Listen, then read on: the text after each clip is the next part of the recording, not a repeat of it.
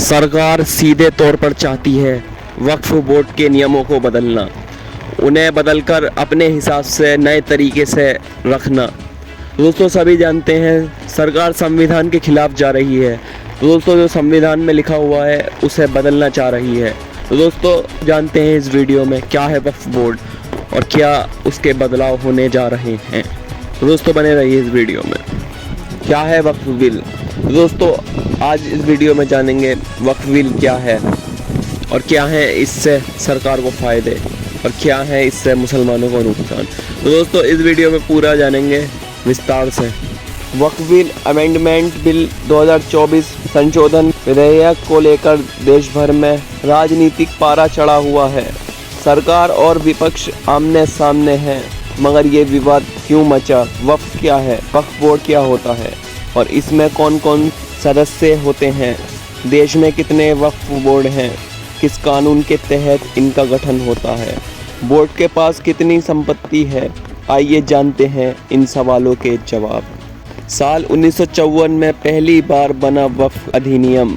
1955 में नया वक्फ बोर्ड अधिनियम हुआ तैयार। वक्फ बोर्ड के पास 8 लाख एकड़ से ज़्यादा ज़मीन।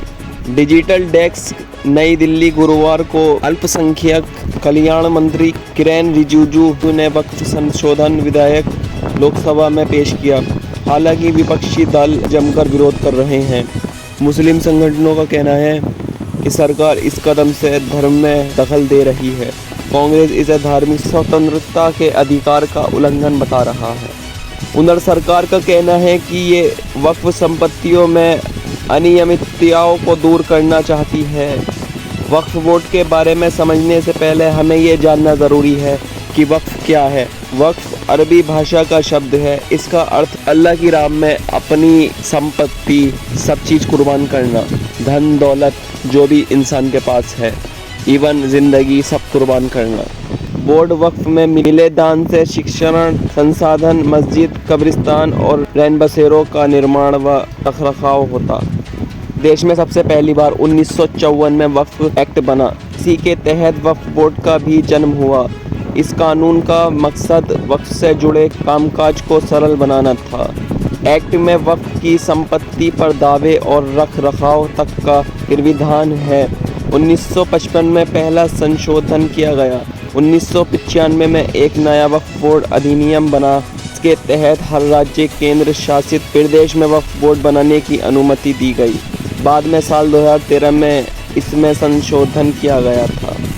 मीडिया रिपोर्ट के मुताबिक देश में वक्फ बोर्ड के 8 लाख एकड़ से ज़्यादा ज़मीन है। साल 2009 में ये ज़मीन 4 लाख एकड़ थी। इनमें अधिकांश मस्जिद, मदरसा और कब्रिस्तान शामिल हैं। वक्फ बोर्ड की अनुमति संपत्ति की कीमत 1.2 लाख करोड़ रुपये है। देश में उत्तर प्रदेश और बिहार में 2 शिया वक्फ बोर्ड समेत कुल 32 वक्फ बोर्ड हैं। रेलवे और रक्षा विभाग के बाद देश में वक्फ बोर्ड के पास सबसे अधिक संपत्ति है। तो दोस्तों वक्फ बोर्ड का पुराना कानून है। पहला सेक्शन 40 में रीजन 2 बिलीव के तहत अगर वक्फ बोर्ड किसी प्रॉपर्टी पर दावा करता है तो उस ज़मीन पर दावा करने वाला सिर्फ ट्रिब्यूनल में ही अपील कर सकता है। और दोस्तों अगर नया कानून बन गया तो यही चीज़ नए बिल के अनुसार ज़मीन पर दावा करने वाला ट्रिब्यूनल के अलावा रेवेन्यू कोर्ट, सिविल कोर्ट या हाई कोर्ट में अपील कर सकेगा, यानी कोर्ट में याचिका अपनी दायर कर सकता है। दूसरा है वक्फ ट्रिब्यूनल का फैसला आखिरी माना जाता है, उसे चुनौती नहीं दी जा सकती। Now according to new bill Waqf tribunal के फैसले के खिलाफ हाई कोर्ट में अपील की जा सकेगी। अब तक किसी ने वक्फ को दान में ज़मीन नहीं दी हो, उस पर भले ही मस्जिद बनी हो, पर वो वक्फ की संपत्ति नहीं होगी।